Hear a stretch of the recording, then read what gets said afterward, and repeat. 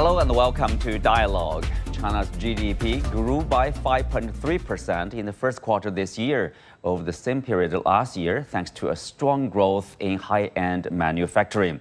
Data shows an increase in retail sales of consumer goods, growth in national investment, and an increase in imports and exports, all showing a steady recovery of the Chinese economy.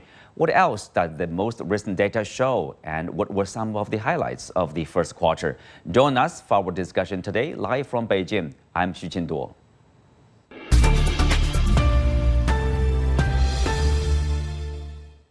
Joining me today are Benjamin Cavender, Managing Director of China Market Research Group, Anthony Chan, former JPMorgan Chase Chief Economist, and Qu Qiang, Research Fellow at Beijing Foreign Studies University.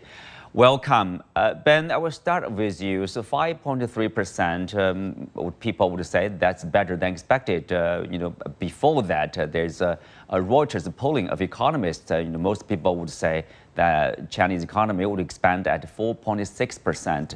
So what do you think explains this higher than expected growth? I think there's a lot of external pessimism about the market here and about really how weak the economy has been. But I think the reality is the government's placed a lot of emphasis on getting manufacturing up and running and trying to find new ways to leverage China's manufacturing base. And you're starting to see that really take effect now with some key high-value segments like EVs. And so I think that's really gone a long way towards driving growth. I think if you look at the consumer market, a lot of people also felt like consumers would not get out and spend. And so far this year, they have been, at least to some extent. And so I think that what's helped China is you've had sort of positive news all across the board, and that's really added up. So Anthony, what factors do you attribute to, about this, better than expected economic expansion here?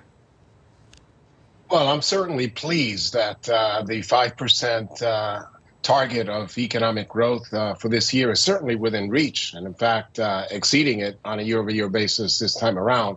When I look at the data internally, what I see is very good strength from fixed investment.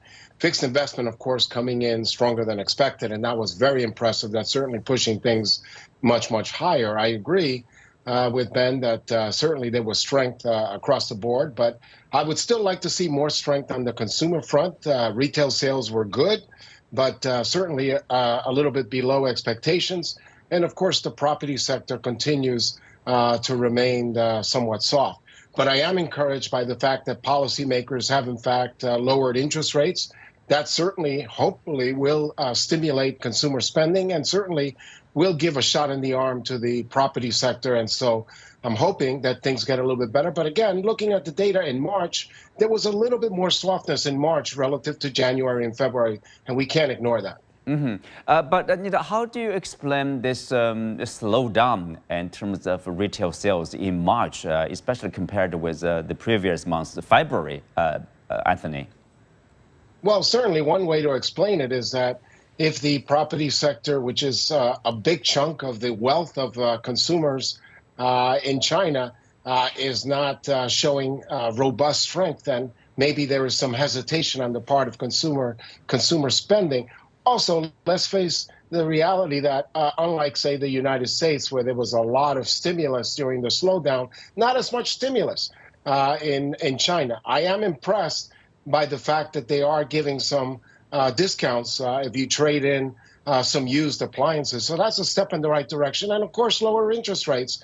But again, they can't lower interest rates too much until the United States Federal Reserve lowers rates, because you don't want to see the currency getting too much weaker in China. But overall, I would say I was very pleased with these numbers because they exceeded expectations. We can look at the components and see some strengths and weaknesses, but overall the picture is bright. Overall picture is positive. Ben, if you look at the consumption, of course, as Anthony pointed out, people's wealth is closely associated with the property sector. So that might explain the reluctance, in a sense, to spend. Long term, what's your prediction? We do see the pickup, strong pickup in early this year, January, February, of course, that's the biggest festival, Spring Festival. But there's a slowdown in March. So what's the likely trend for April and afterward? So I think, yes, the earlier part of the year, a lot of that was driven because of some of the big holidays that we had in China. With the consumer right now, the money is there. The problem is people really do still have a little bit of a crisis of confidence. And so they're saving at a fairly high rate right now. They're putting a lot of money into insurance products or just having it sit in the bank, sort of taking a wait and see attitude. I think if we do start seeing real estate numbers shift and we start seeing property values come up, or there's less news about developers having defaults, you will see consumers starting to feel a lot more comfortable going out and spending.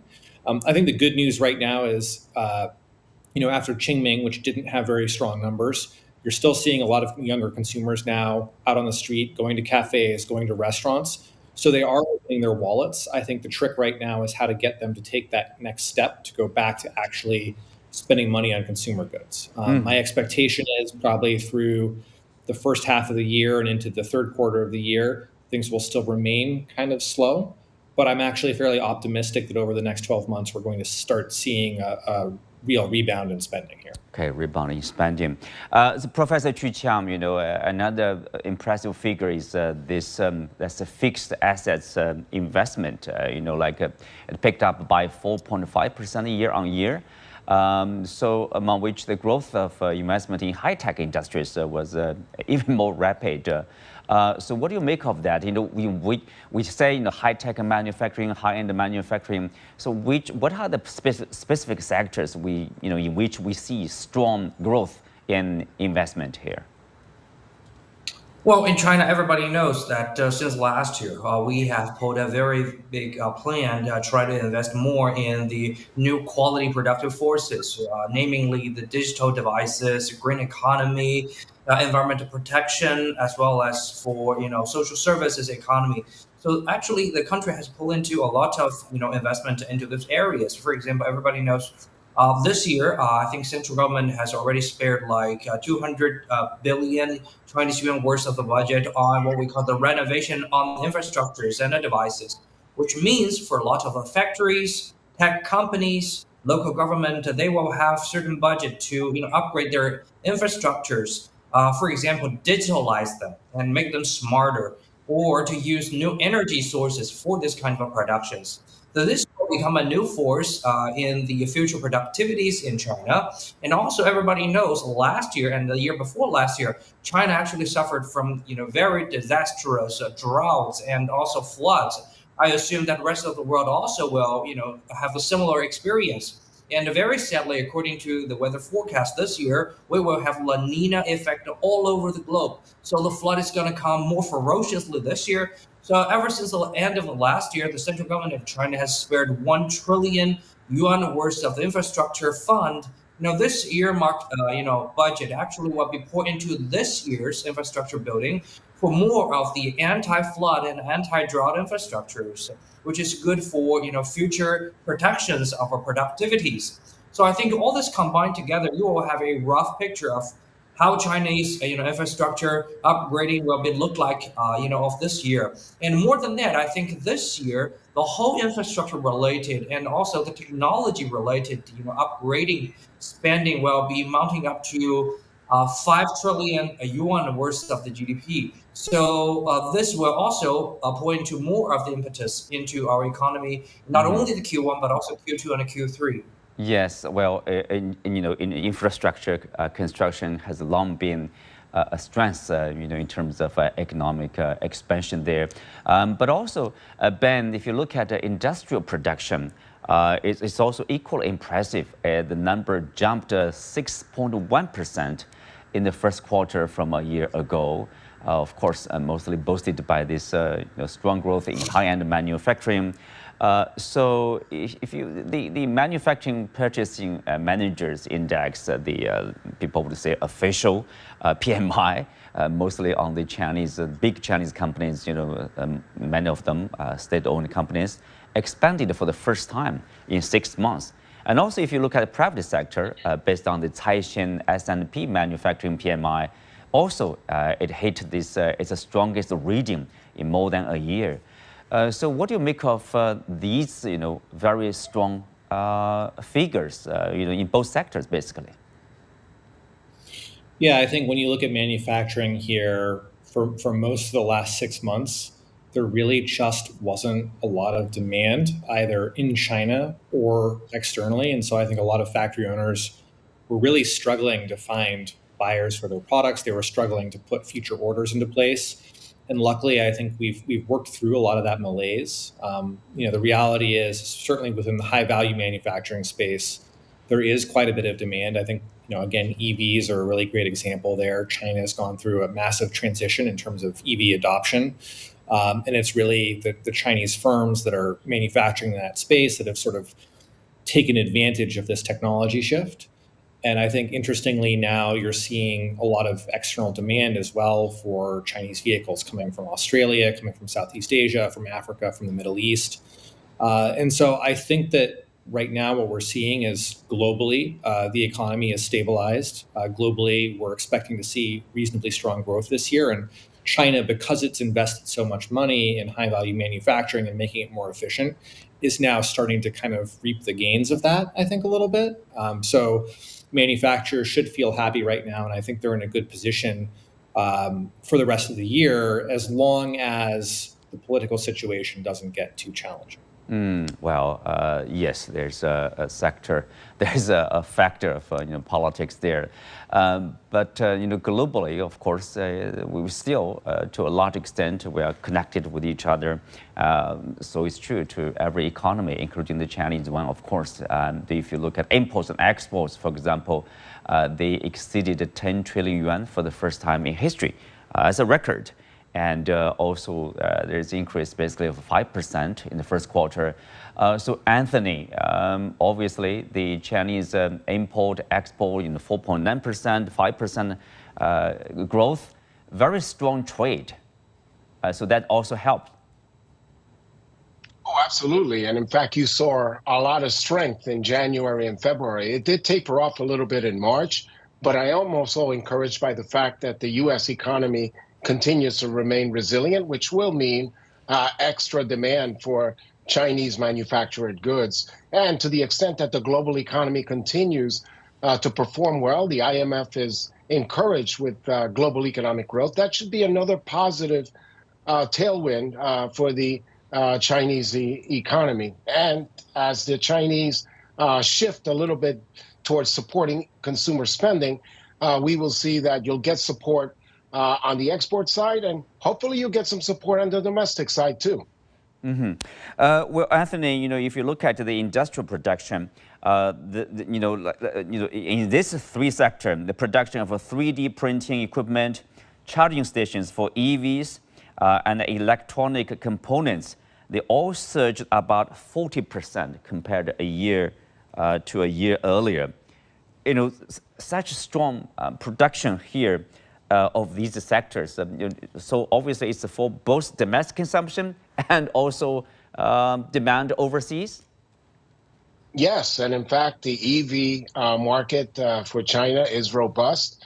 We know that the Chinese have done very, very well on the EVs. Their products are being demanded all over the world. They're finding good markets, certainly in Latin America and certainly in Europe. So all that is very, very encouraging. And in fact, moving towards environmental friendly manufacturing production is greatly welcomed by the global economy. And that's something that China should be very proud of.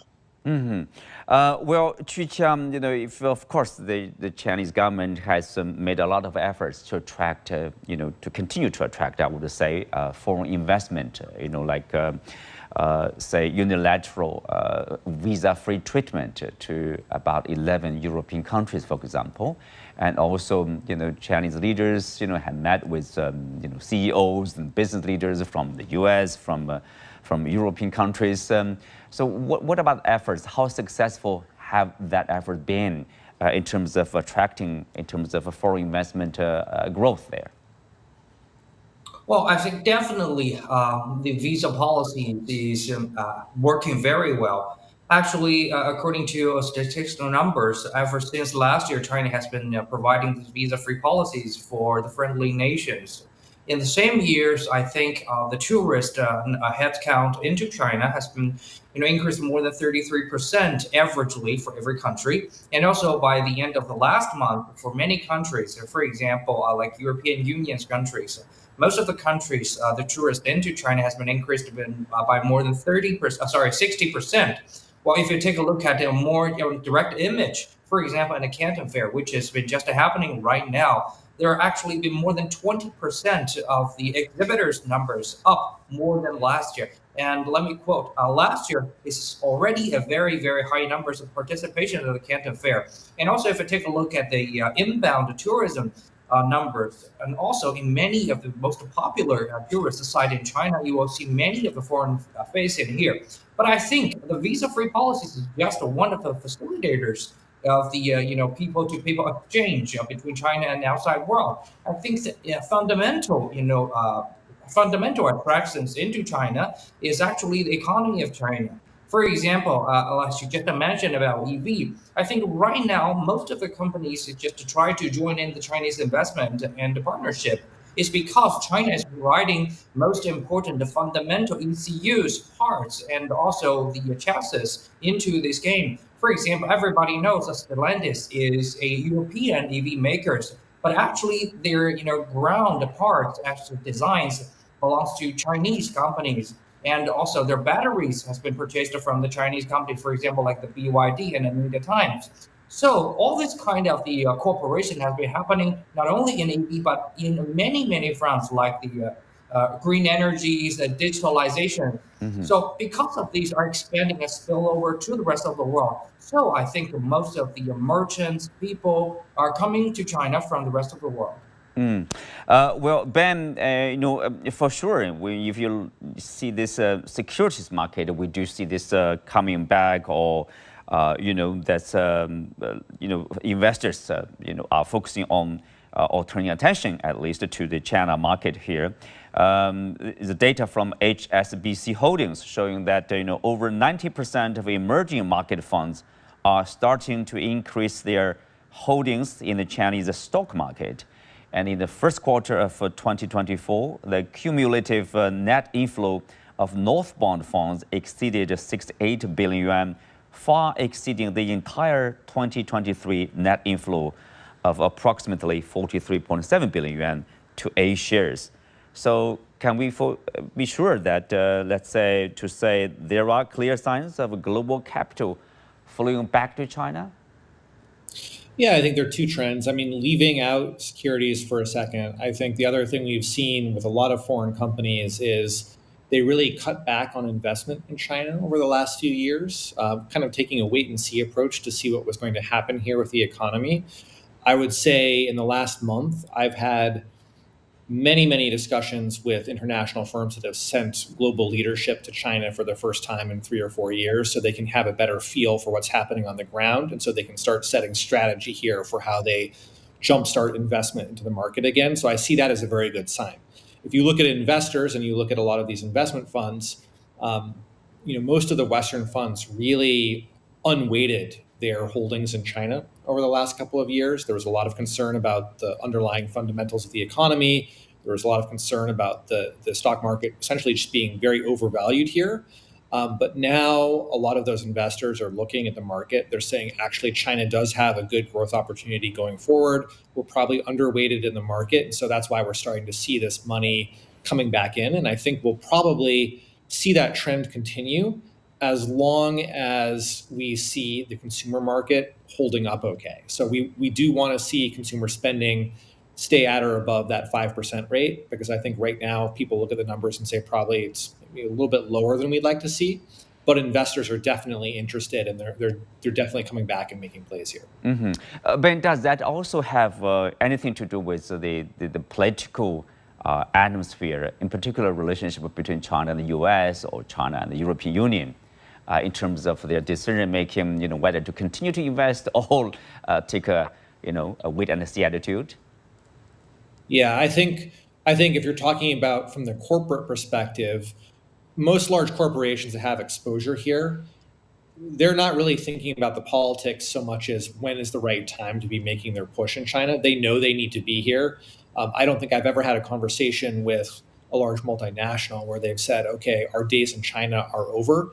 It's more figuring out how they can be competitive going forward and what that looks like. And I think a lot of those companies now are really starting that investment process again. I think if you're talking about fund managers, unfortunately, politics do come into play. I think there are a lot of US funds that really feel like they can't invest directly in Chinese companies right now. And so the way that they get exposure to the China market is actually investing offshore in international firms that have a lot of exposure here. And I think it's going to be a long time probably before US investors or some European investors come back. The good news, though, is there's a lot of money elsewhere, and a lot of those fund managers are looking very closely at China right now. Well, of course, speak of consumption, retail sales, etc. It has a lot to do with the Chinese another sector, that is the property sector.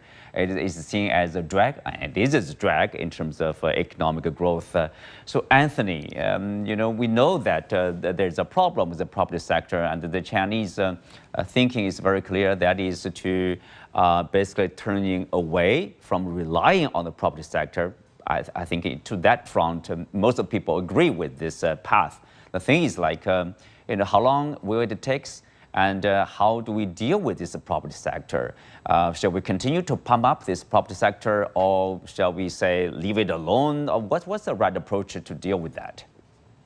Well, I think the right approach is to give it some support. I think the Chinese leadership has been very clear on this, and that is that they would prefer quality economic growth, and they don't view the property sector as super high quality. But nonetheless, it's an important segment comprising between 25 and 30% of the overall economy. I think the fact that they are moving towards lowering interest rates, maybe even lower reserve requirement, all that is very, very supportive, with the understanding that the value of real estate is tied to what happens to the confidence of consumers. Other parts of the Chinese economy are doing well. As Ben mentioned, the Canton Fair, which I looked at the statistics, were very, very encouraging. That's a city that's dear to my heart because that's where my dad was born and raised. So I'm very proud to see some increased activity on that front.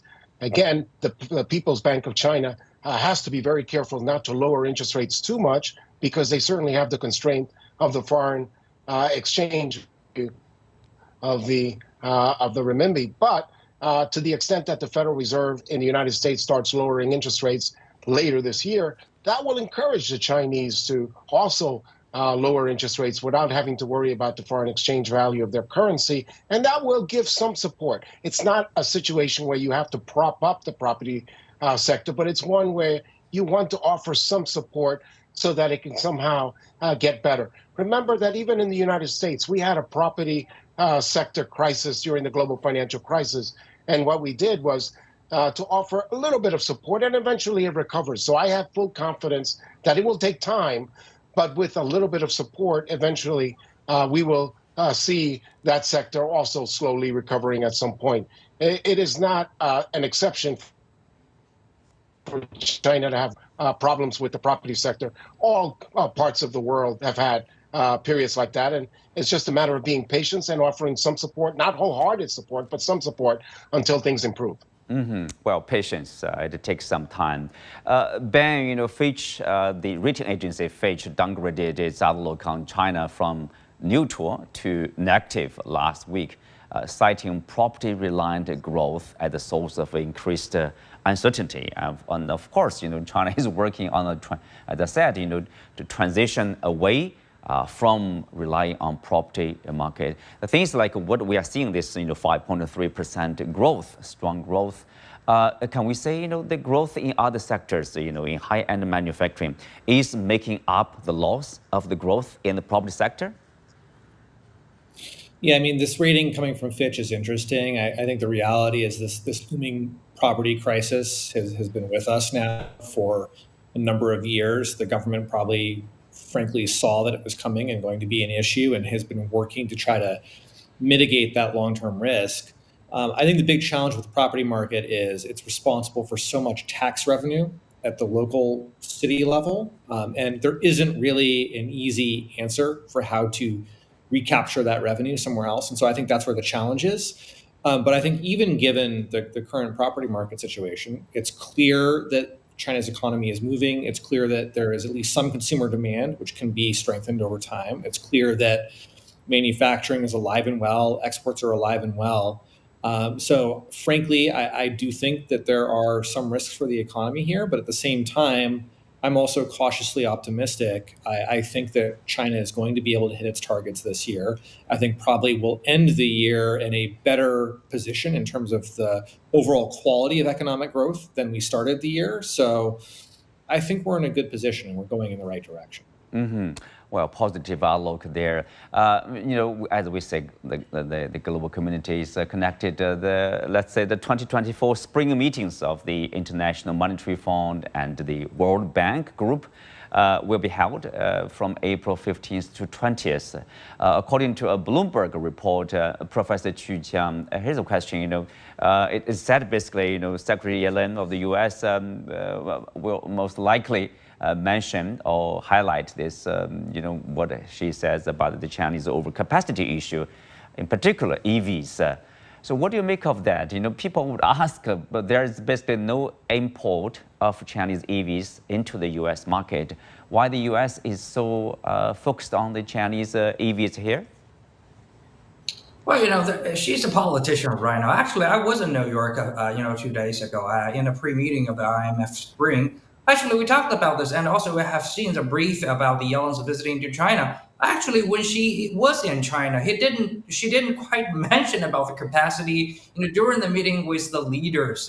Well, the politicians say whatever they got to say to their own media. You see, it's about gaslighting to their own media. Actually, I think EV, right now has been going through a very rapid growth period of time. It's like, do you remember we have the 3G technology smartphone, or when we have some other product very popular. So all kinds of capacity will swoop in, like the German capacity, Japanese capacity, American capacity, like, Tesla. So right now, it seems like a very crowded market, like AI, right? Everybody try to scoop a cup of cake out of it. But in the long run, because this is a very, very important trend, because the transportation is going to go green, is going to go EV-ized. So this, in the future, will have more of the shortage of the supply. So we don't think the current, competition in the productivities in the EV area actually means overcapacity. But hey, we got to understand Yellen, because Yellen's position is not economist right now anymore. She is, the Secretary of the Treasury. So she got to say what she got to say. But also, according to my knowledge, when she was in China, she also mentioned about the cooperation in the smart manufacturing in the future, cooperating with China. So I think probably there are going to be some other things you need to read between the lines. Yeah, Ben, in brief, overcapacity or not. So what's the outlook forward? Will that become an issue between China and the U.S.? How serious will it be? I think it's clearly going to become an issue. I mean, I think the U.S. government viewpoint, if you look at it, is essentially if China can produce high-quality EVs at the price that they're producing them at, which China can do, it puts a lot of pressure on manufacturing and companies that maybe are based in the U.S. or based in the EU or in some other markets. Mm-hmm. And so I think a lot of this is political discussion around, well, if China is allowed to grow this space unchecked, China is going to outcompete everybody else. We have to that's stop really there. What the discussion. Thank you for joining us. With that, we come to the end of today's show. Again, many thanks to our guests. You can also find us on the CGTN app on YouTube. I'm Qu Qiang. Thanks for being with us. See you next time.